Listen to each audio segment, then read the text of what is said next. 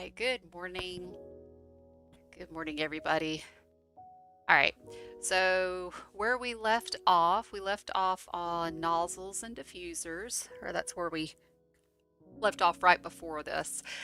So hopefully you've watched the video on nozzles and diffusers, but we'll kind of go over really quickly applying our conservation of mass and conservation of energy. So typical assumptions for these devices, and I'm going to kind of list them up here.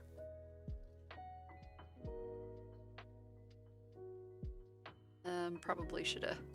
Let's make this a little bit smaller.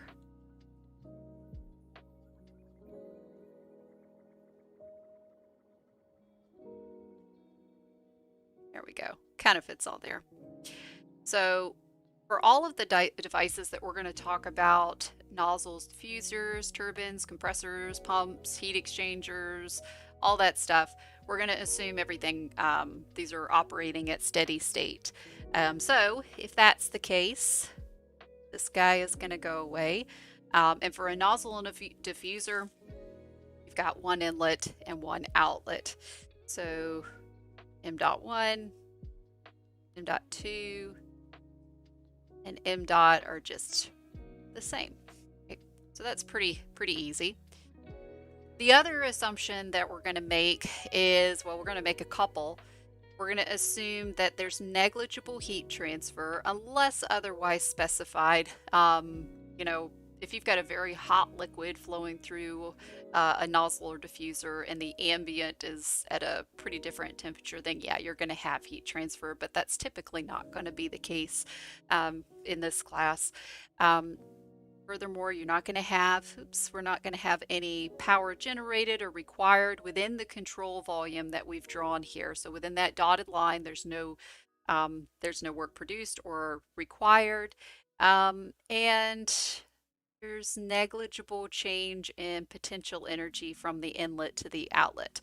Can't ignore kinetic energy change because there is a, you know, for a nozzle, for example, if you think about a garden hose, there's definitely going to be an increase in velocity, and even more since you're squaring that velocity term to get your kinetic energy term in the first law, you're going to have a pretty big change in kinetic energy. So you can't get rid of that.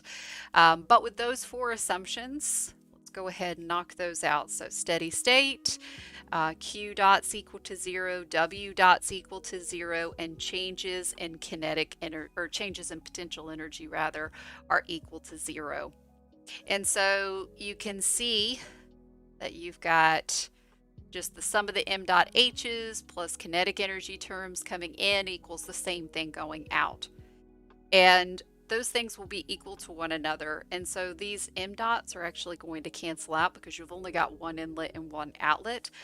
And so all you're going to be left with is h1 plus e1 squared divided by 2 equals h2 plus v2 squared divided by 2. I will say, let's see, for a nozzle, sometimes what you can assume if you don't really know what the inlet velocity is, so I'll say if V1 is unknown, then, you know, and there's not a way to get it, then you can assume that the kinetic energy, that V1 squared divided by 2 is approximately 0. Why? Well, because when you plug things into that first law, it's because, and I guess I really don't need the 1/2 there, but when I square those terms, when I square those velocity terms, the kinetic energy at the inlet is going to be much less than the kinetic energy at the outlet. Right, so it doesn't mean that there's no velocity. It just means that when you're applying your first law, if you don't know what the kinetic energy or you don't know what the velocity is at the inlet, then you could probably ignore that term, and it's not going to change your numbers that much. But if you do know the velocity or you have a way to calculate it, then absolutely do take that into consideration.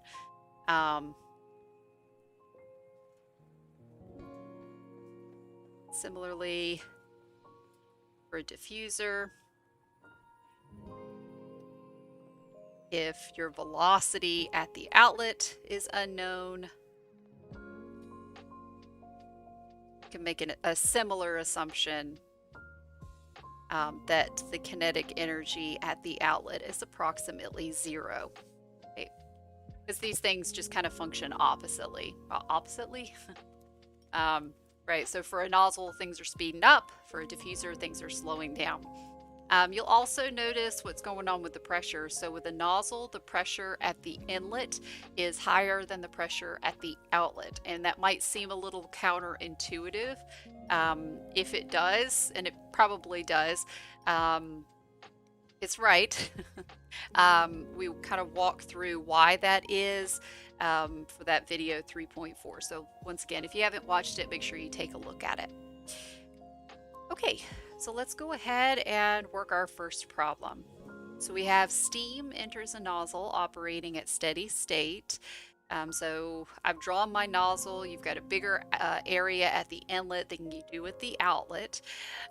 We've got the temperature, the velocity, the pressure at the inlet. Yep, and then we've got the pressure and the temperature at the outlet. And we also have, don't think I put in the mass flow rate, but let's go ahead and put that in there. So my m dot is going to be 1.5 kilograms per second. And I guess I could put m dot 1, but I kind of know it's steady state, one inlet, one outlet. I know that my conservation of mass is going to give me that the mass flow rate is constant. And I want to find the velocity at the outlet and then both of those areas. So typical assumptions, steady state, if it doesn't tell us, Q dot's equal to 0, W dot's equal to 0, and changes in potential energy are equal to 0. So those assumptions that we made for the nozzle, gonna go back up here real quick. These guys right here, you have to memorize. Gotta memorize. So we're going to talk about lots of different types of devices, and it will be up to you to memorize the typical assumptions that go along with that. So that's not something that's on your equation sheet. Okay. All right. So I won't rewrite, rederive what my conservation of mass and my conservation of energy tell me, because we've already seen it one time. But I will kind of give us, here's what it tells us, right? Conservation of mass just tells us that the mass flow rate is constant from 1 to 2. The conservation of energy tells us H1 plus the kinetic energy at 1. It's the same thing at the outlet at 2. All right. So I want to find the velocity at the outlet. And let's just kind of see what I've got. So I have H1 and H2, and it looks like I've got two intensive properties at both states. As long as it's in a single phase, that temperature and pressure will be enough to fix my state. So I'm going to kind of, probably I know H1 and H2, and then I have enough information to get V2 because I've got V1. Okay, so let's go ahead and fix our state. So at 280 degrees Celsius and 20 bar, I need to figure out what phase I'm in. So I'm going to go to my saturated tables first. And so in my table A3, you can see at 20 bar, the saturation temperature is 212.4 degrees Celsius. So you know, since your temperature is 280, then you know that it's superheated, right? So I'm going to go to my superheated tables, which is table A4. I'm going to go to 20 bar. So this is my temperature, specific volume, internal energy, and enthalpy. So that right there is going to be my enthalpy value. So 2976.4. 976.4. And just kind of write that 2976.4. And then at state 2, what was it again? So state 2, 7 bar, 180 degrees Celsius. And you could go through a similar process, go to your saturated tables and see, okay, is it saturated? Is it superheated? And you would find that it's superheated. So in my superheated tables, I do have a box for 7 bar. So here we go, 2799.1.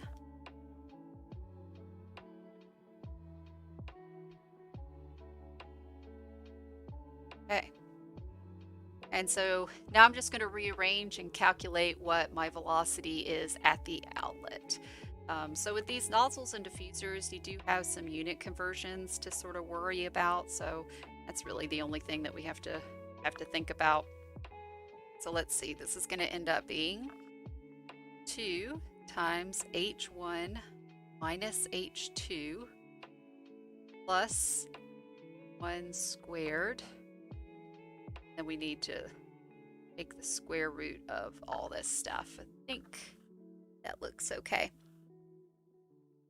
So as far as the unit conversions that we'll need to do, I need, of course, my velocity term, V1 is going to be in meters per second when I square it, meters squared per second squared. And that's perfect because when I need my velocity in meters per second, which means that the units that I need to convert is going to be that guy right there. So just kind of, I know I've got a square root, but I'm going to square it all at the end, or draw it right at the end. So this is going to be 2976.4 minus 2799.1, and this is kilojoules per kilogram. And it's kind of similar unit conversions that you've seen me do before. I break it down to the base unit as much as I can. So 1 kilojoule is 1,000 joules, and joule is a Newton meter. And Newton is a kilogram meter per second squared. Perfect. And then I've got my V1, which was 80 meters per second. I'm going to square that, and then I'll take the square root of everything. And hopefully when my units will work out. So kilojoules, kilojoules, joules, joules. I'll have a, let's see, I'll have a meters squared per second squared left. It's my kilograms. There we go. There we go. So meters squared per second squared plus meters squared per second squared. So that should be good.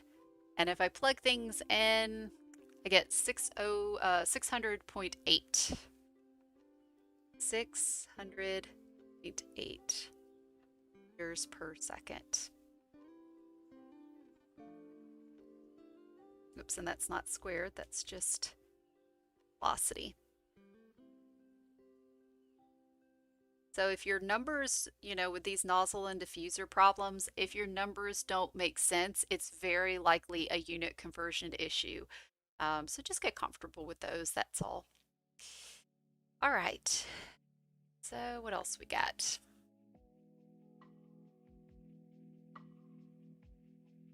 Got the areas. So the inlet and the outlet flow areas. So for this one, it's not too bad. I've got the mass flow rate, so I think that's probably going to be all I need there. I do need to make the assumption that I've got 1D flow. And that way I can put that m dot in terms of area and velocity and specific volume. So I'm going to go ahead and do that now. And actually, I think I'm going to just see. I sort of organize it. I like having at least having the picture. There we go. I like having the picture in there. So let's see. So for part B, got m dot, which is equal to 1.5 kilograms per second. But I also know that that's equal to the area at 1, the velocity at 1, and the specific volume at 1. So my area at 1 would just be 0.5 kilograms per second. And then it's going to be times the times the specific volume at 1 divided by the velocity at 1. So I'm going to have an 80 meters per second down at the bottom.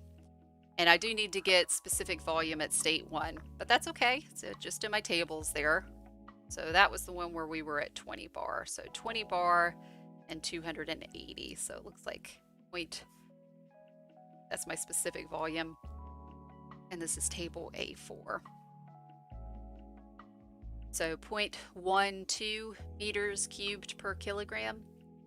And if I do need to slow down, just say something. You could type it in the chat, but if you like actually speak up, I'll hear it right away and I'll slow down. So 0.12.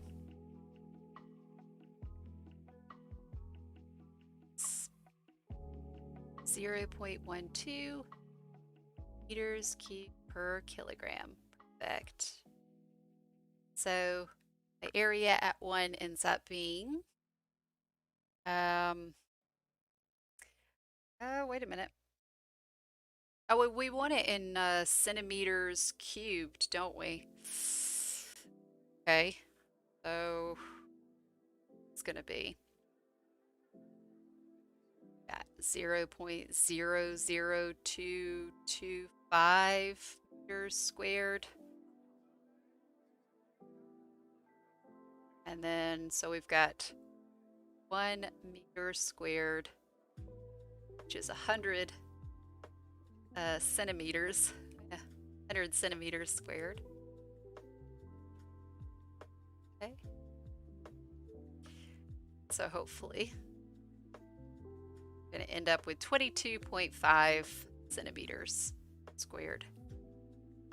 Perfect.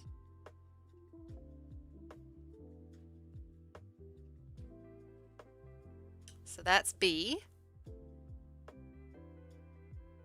And now I'm at the point where I have to kind of go down here. Part C.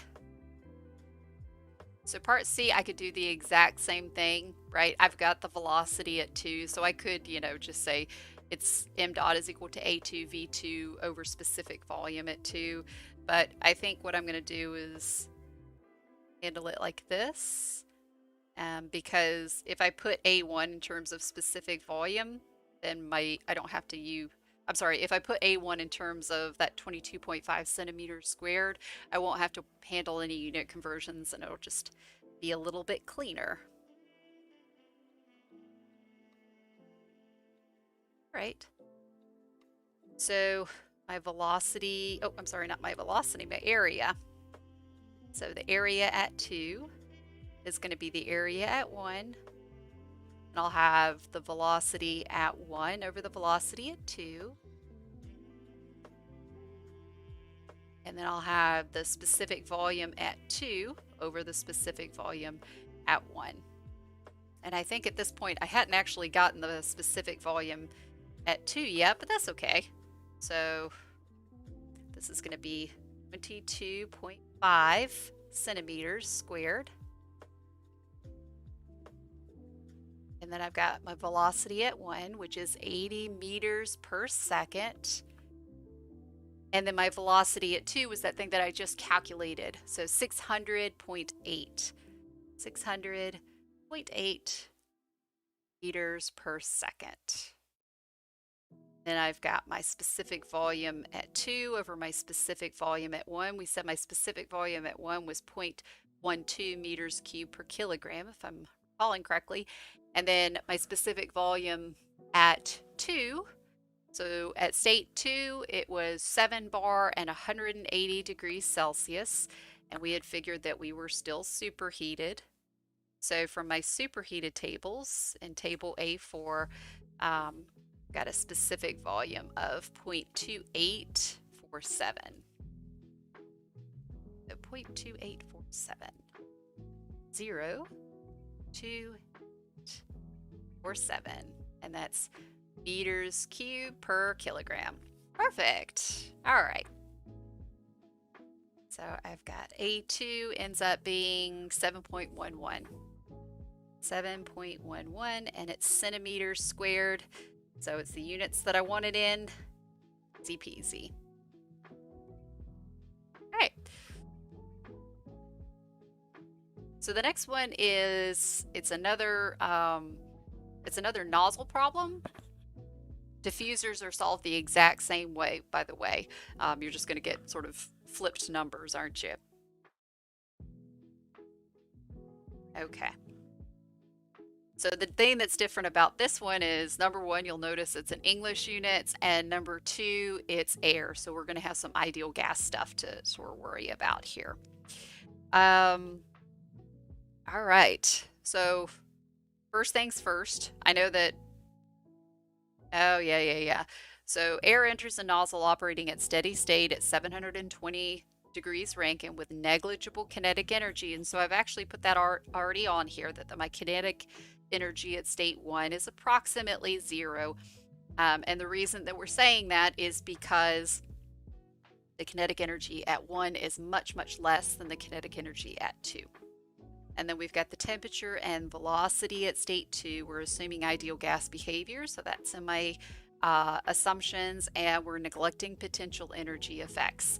And then we want to find the heat transfer in BTU per pound mass of air flowing. So remember our typical assumptions for a nozzle: steady state, Q dot is equal to 0, W dot's equal to 0, changes in potential energy are equal to 0, unless something else is stated to indicate that maybe you don't want to ignore one of those things. So in this case, they're telling us find the heat transfer. And so that's probably not something that we're supposed to ignore, right? They actually want us to find, well, what is it?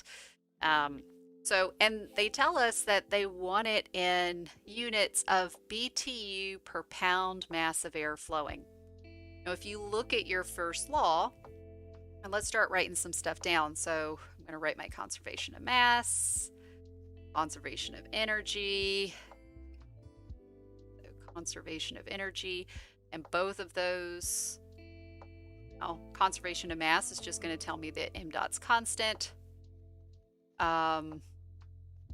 Conservation of energy, well, I know what it looked like when I kind of canceled all of those things that I've written in purple out, right? The steady state, the Q dot, the W dot, potential energy change. But you know what? I think I'm gonna, let's write it out and let's derive it again, since we've got this other term to contend with. So I've got Q dot, W dot, plus some of the m dot h's, plus the kinetic energy term, plus the potential energy term. I'm going to write GZ. So all that in minus the same thing out.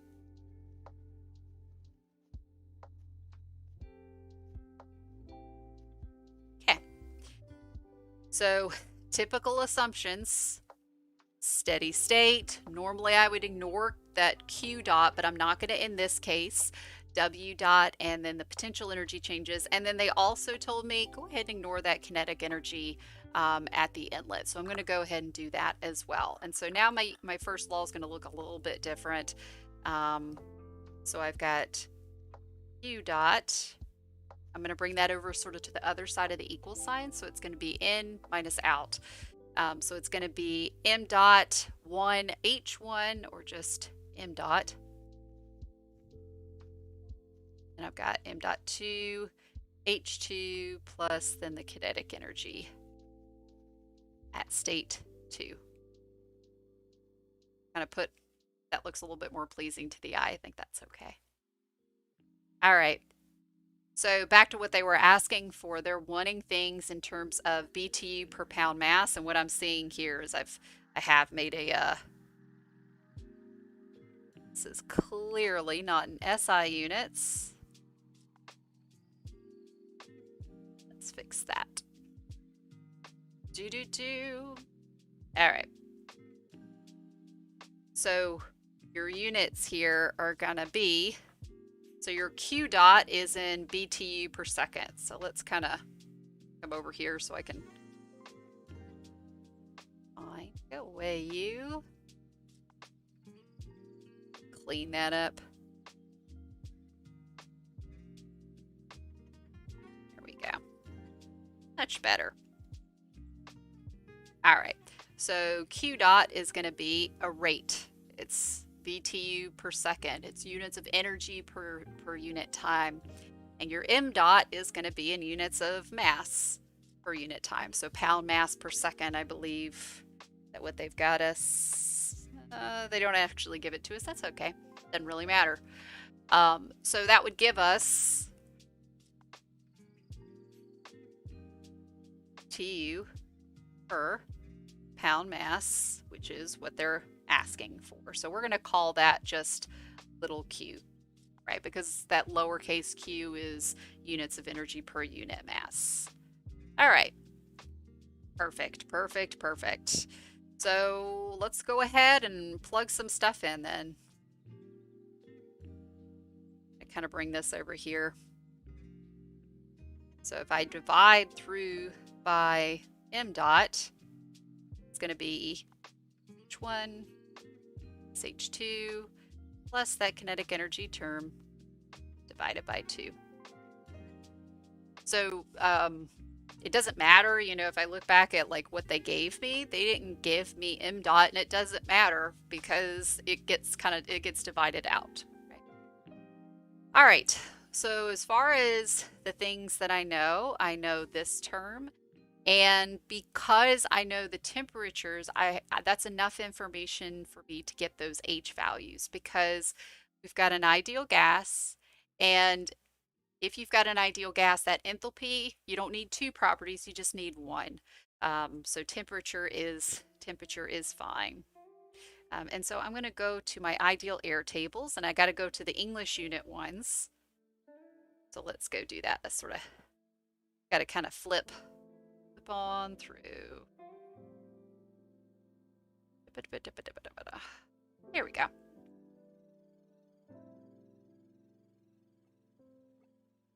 So it's going to be A22E. So our T1, let's see.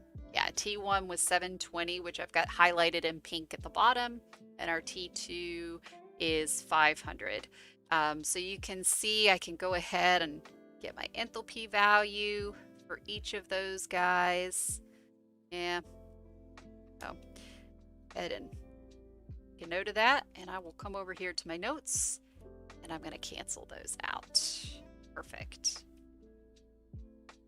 So my H1.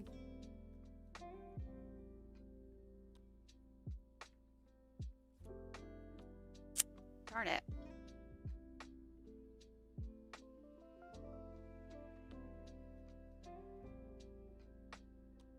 Is that right?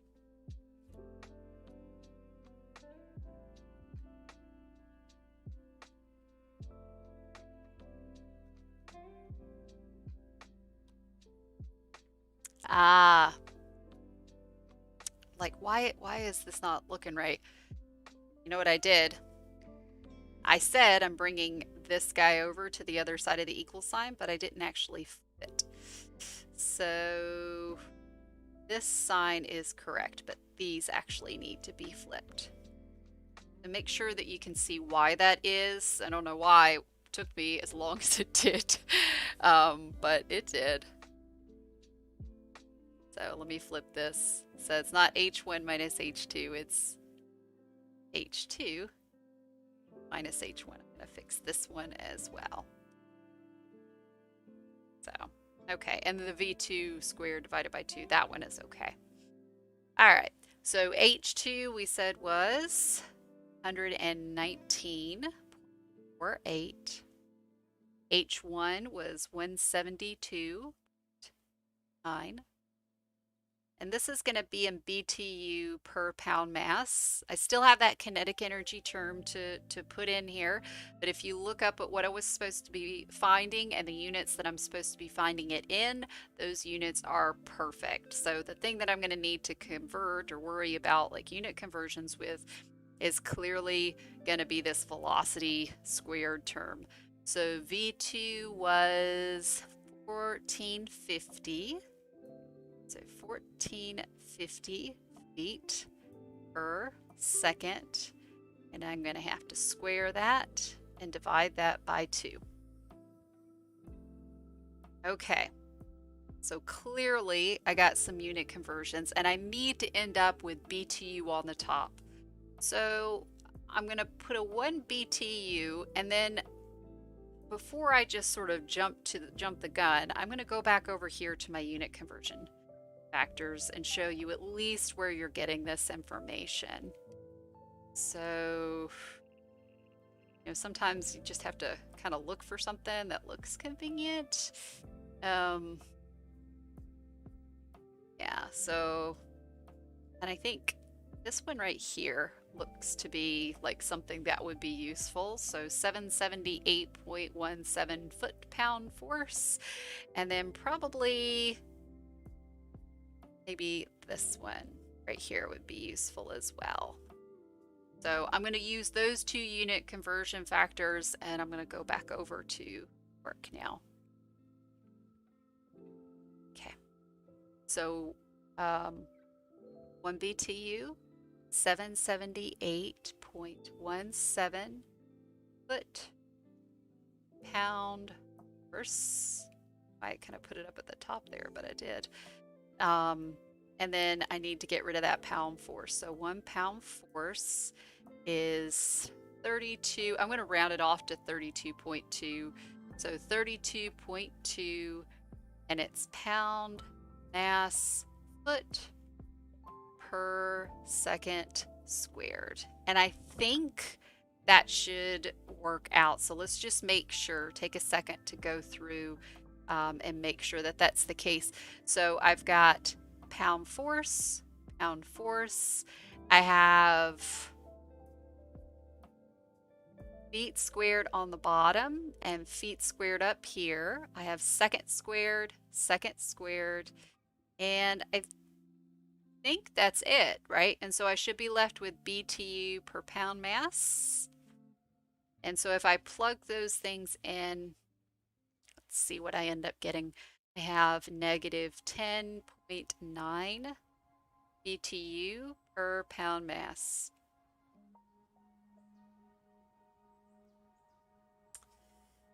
Now, one thing that that you might notice is that that's pretty small, and it's not really terribly surprising. Typically we do ignore that heat transfer, and if you look at like the each of the other terms, right, the change in enthalpy, what is effectively the change in kinetic energy, because we're saying the kinetic energy at 1 is 0, right, those terms are bigger, significantly bigger than the heat transfer term. So it's not surprising that we typically ignore that. But once again, in this case, they're wanting us specifically to calculate it, so we went ahead and did that. Do you have questions? Once again, don't be afraid to throw something in the chat or just interrupt me. I'm fine with that. Okay, there we are. We do have a diffuser problem. So we've got air enters a diffuser operating at steady state, and they're really nice. They went ahead and put it in absolute temperature units, so we don't accidentally plug anything into, like, say, the ideal gas law with degrees Fahrenheit. Got the inlet temperature, pressure, and velocity, and then we've got the outlet velocity of 60 feet per second, and they don't tell us what the area is, but they do tell us the ratio of those 2 areas. So as would be the case for a diffuser, the area at the outlet is bigger, so A2 over A1 is 8.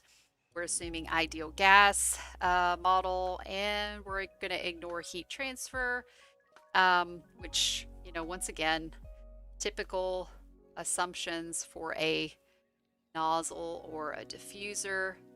Steady state, dot's equal to 0, W dot is equal to 0, and the change in potential energy is equal to 0. So sometimes they tell you, like the problem statement is phrased in such a way that it'll tell you, go ahead, ignore these things, but there might be other things that you can ignore too. So they told us ignore the heat transfer, but I also know that it's a nozzle. I'm going to go ahead and assume that W dot's equal to 0 and the change in potential energy is also equal to 0. And then of course they told me it was steady state, so that's all well and good. All right, so first thing that they're asking for is the temperature at 2. So my conservation of mass and my conservation of energy.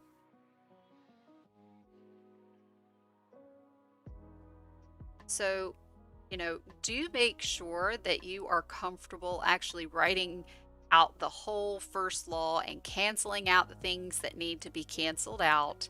But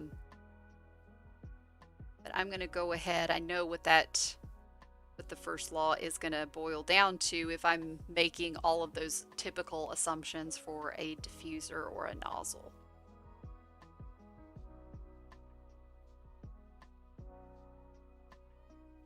All right, so perfect. I need to find T2. So this is a case where I don't actually see T2 in one of those equations. And my first thought might be, oh, let me use my ideal gas law. But instead of that, what I'm going to use is I'm still going to use my first law. But my thought is I'm going to find T2 at H2. Right? Because if I've got air, there it is. I've got air. If I think about what's in my ideal air tables, if I know the enthalpy, then I can figure out the temperature as well, the corresponding temperature. So let's go ahead and solve for H2, and then we'll go to our ideal air tables to get H1. So H2, this is H1 plus 1/2 E1 squared minus 2 squared. And all of that is going to be divided by 2. So H1, so I need the temperature or the H value at 540. So I'm going to go to my ideal air tables, which is I got to kind of flip on back to where my English unit stuff is. All right, so it's not this guy. I'm just going to put it in a different color. Well, nah. So we were at 540. It's not that. There. So 540. And then, oh, and that's it. So I've got my H value 129.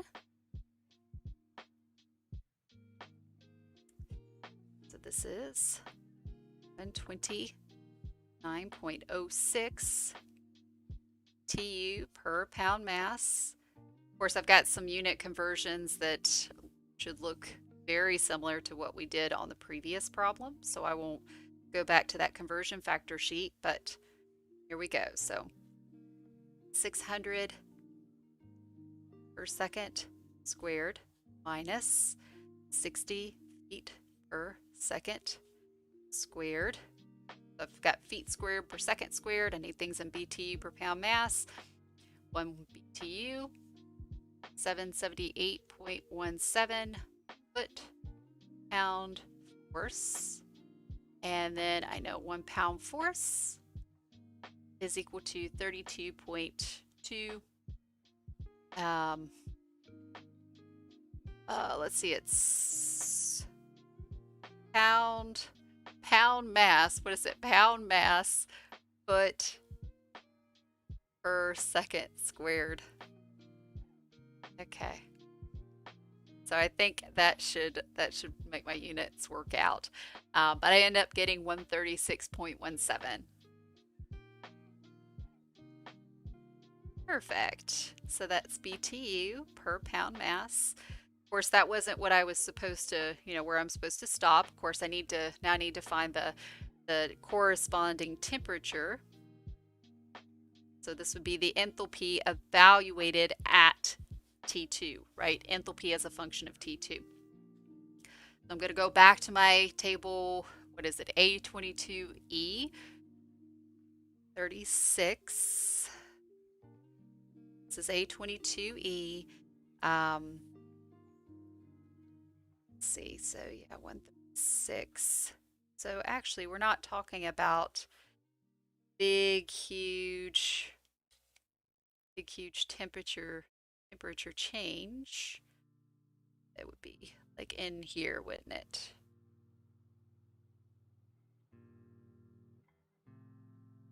So yeah, our H value is over here. So 136.06. No, 0.17. I'm sorry.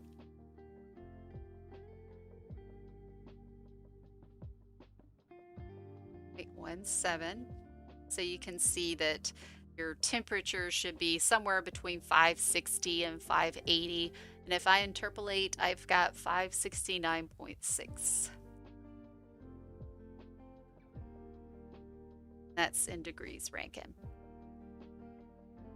So I'll go ahead and get that guy. These. All right. 569.6 degrees Rankine. Go ahead and box that guy. Perfect. All right. So I've got my temperature. Part B is asking for us to find the pressure. So I've applied my conservation of energy, and really part of that applying my conservation of energy required me to calculate to apply that conservation of mass, see the mass flow rate at 1 and 2 are equal to one another, and then that m dot sort of got divided out. So those two equations together were able to give us the enthalpy and thus the temperature at the outlet. And now we're going to use our ideal gas law to figure out the pressure. So I know it's an ideal gas. I also know that m dot 1 and m dot 2 actually, see what would be, well, it doesn't really, yeah, m dot 1, m dot 2, those are both equal to one another. I'm using my conservation of mass, but I am also going to use my ideal gas law here. So A1 V1 over specific volume 1, A2 V2 over the specific volume at 2. And so now I'm going to use my ideal gas law to put those specific volumes in terms of stuff that I want to know, right? So this is A1 V1 over R T1 over P1. It's A2 V2 over R T2 over P2. And of course this specific gas constant can cancel out. Just like as a side note, we're in English units. I don't have to calculate that specific gas constant, but this is, got to pay attention to your units. So you're in English units. So your molar mass, 28 point, it's still, the number is 28.97, but it's, the units are pound mass per pound mole, and that's in table A1E. So A1E if you need it, 28.97. That pound mass per pound. And then look at the bottom of your conversion factor sheet. Then you'll see two R bar values and in English units, and it doesn't really matter. You could use either one. Sometimes one might make your life a little bit easier than the other, so you could use 1545 foot pound for force per pound mole degree Rankine. There's also one in BTU per pound mole degree Rankine, and it just depends on what you need. So do be aware of that. If you do have to calculate a specific gas constant, make sure that you're paying attention to those units. But we're all good here because, let's see, I need P2. So it's going to be, I'll have P1 times A1 over A2. I'll have V1 over V2. And I'll have a T2 over T1. And as long as have to be in absolute temperature units. I mean, you'd have to actually work to get them out of absolute temperature units in this case, but do be aware that that is what they need to be in. This is going to end up being 19.78. And that's going to be PSI. SI. Yep, because your P1 was in PSI, so that's all good. All right. So we just have 4 more minutes, and that brings us to the end of the section on diffusers and nozzles. So I think that's probably a good place to stop. And I'll just kind of stand back just for a few minutes. And if you have questions, you're welcome to ask. I did cancel office hours today because I am taking care of my daughter. But there are virtual office hours with Aiden tomorrow, and then I'll be back hopefully on Wednesday, class and normal office hours. Okay.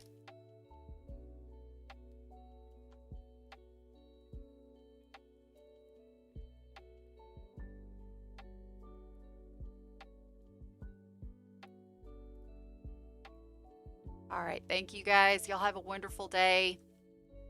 Hopefully I'll see you Wednesday.